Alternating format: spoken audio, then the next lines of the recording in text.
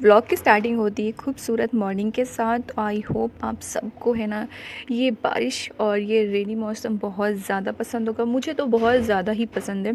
जब भी बारिश होती है ना मेरा दिल एकदम गार्डन गार्डन सा हो जाता है। हेलो गाइस, अस्सलाम वालेकुम। I hope doing very well. Another day another vlog. और आज का व्लॉग स्टार्ट हो रहा था बारिश से, क्योंकि बारिश जब भी आती है इधर, पता नहीं मेरे एरिया में बहुत कम ही बारिश हुई है, लेकिन जब भी होती है ना तो बहुत खुशी होती।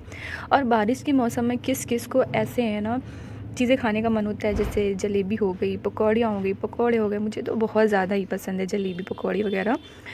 तो बस फिर दोपहर के खाने का इंतज़ाम होने लगा था। नाश्ता वगैरह हो गया था हम लोगों का और हम किचन में आ गए थे। अम्मी उधर कुछ कर रही थी, क्या कर रही थी मुझे याद नहीं अभी। मैं रोटियां बना रही थी। तो हम सब है ना मिलजुल के ही फटाफट से काम कर लेते हैं। इससे इजी भी हो जाता है और जल्दी भी हो जाता है।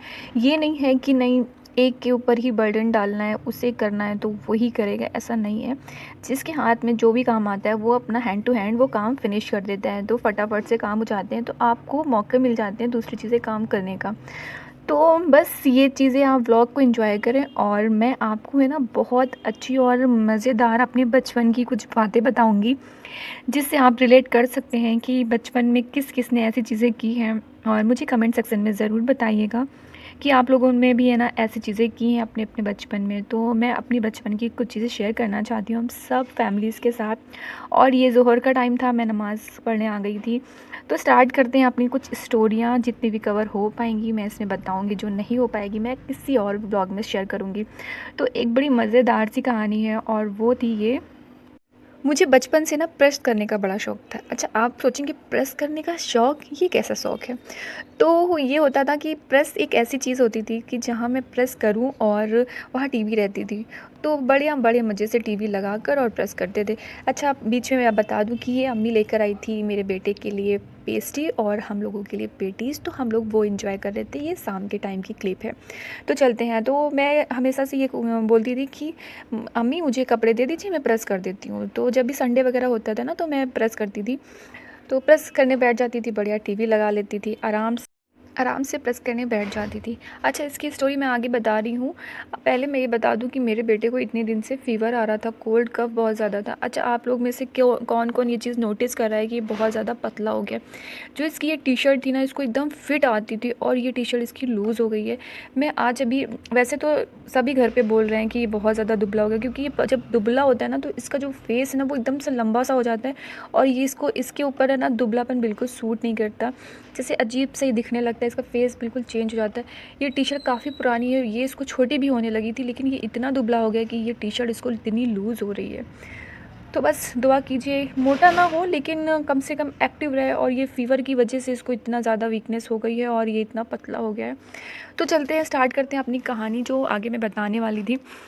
तो मुझसे एक बार है ना टीवी देखते देखते हुआ यूँ कि अम्मी की सलवार जो है जल गई थी।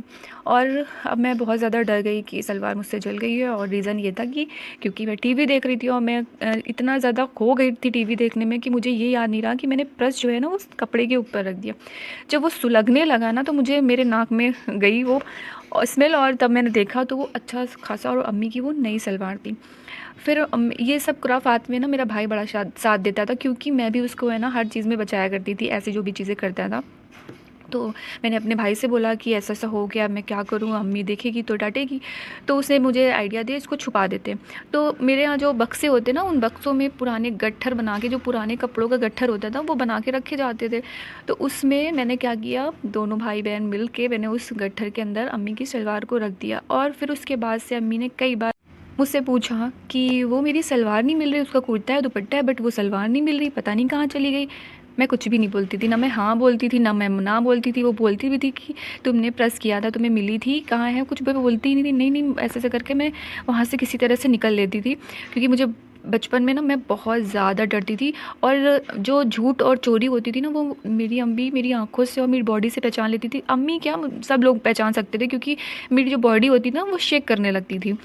तो और मेरी नज़रें कभी उठ नहीं पाती थी, तो मैं वहाँ से भाग लेती थी कि ऐसा ना हो कि मैं पकड़ी जाऊँ। लेकिन एक दिन मैं स्कूल चली गई और वो अम्मी को है ना जो सारे पुराने कपड़े थे वो किसी को देना था, उन्होंने उसको निकाला और उसके साथ उनकी वो सलवार मिल गई। जब मैं स्कूल से आई, जब मेरी क्लास लगी, जो क्लास लगी है ना मेरी, मैंने कहा ये काम करती हो तुमने, जला के रख दिया। उसके बाद से वो जब भी मैं प्रेस करने के लिए बोलती भी थी ना, तो वो बोलती थी प्रेस करना है तो टीवी नहीं चलेगी, और टीवी देखना है तो प्रेस नहीं करना है, एक चीज़ कर लेना, दोनों एक साथ नहीं करना। क्योंकि इस तरह मैं बहुत पंगे की हूँ, और ऐसी बहुत सारी स्टोरियाँ हैं जो मैंने बचपन में की हैं, और वो सब मैं है ना आपको किसी नेक्स्ट वीडियो में बताऊँगी। और बहुत अच्छी अच्छी भी स्टोरियाँ हैं, क्योंकि बचपन की जो मेमोरियाँ होती है ना वो बहुत अच्छी होती है। ये छोटी छोटी चीज़ें जो हम है ना छुपाते हैं, करते हैं, उसमें डरते हैं, बड़ी मस्तियाँ होती हैं, बहुत इन्जॉय होता है। हर हर कोई है ना अपने बचपन को मिस करता होगा, मैं भी बहुत मिस करती हूँ अपने बचपन को, उस वक्त को।